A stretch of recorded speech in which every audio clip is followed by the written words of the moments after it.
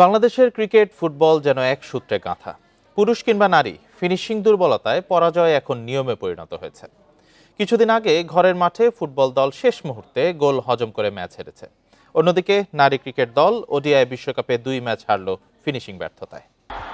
50-50 ম্যাচগুলো কখনোই নিজেদের পক্ষে আনতে পারে না ক্রিকেট কিংবা ফুটবল দল। ফিনিশিং দুর্বলতা বাংলাদেশের নিত্যসঙ্গী। 2012-এর এশিয়া কাপ, 2018-তে নিদাহাস ট্রফি ছাড়াও আছে অজস্র উদাহরণ।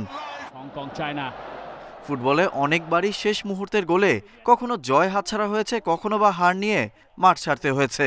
যার শেষ উদাহরণ দেশের মাটিতে হংকং চায়নার বিপক্ষে যোগ করার সময় গোল হজমে হেরে বসা। নারী ক্রিকেট দলও একই পথের পথিক। সাউথ আফ্রিকার কাছে ওডিআই বিশ্বকাপে 3 উইকেটে হার। 232 রান করে 78 রানে 5 উইকেট তোলার পরও এমন হার হতাশার।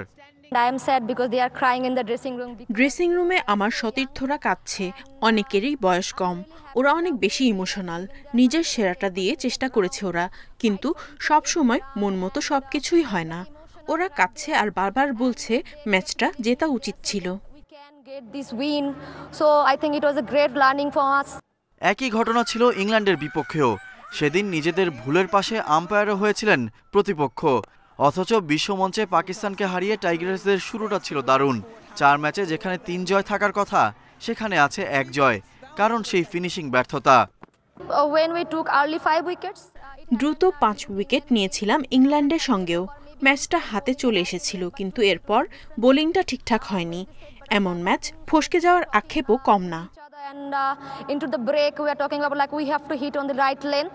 শেষ মুহূর্তে চাপ সামলাতে না পারলে আন্তর্জাতিক পর্যায়ে সাফল্য পাওয়া কঠিন।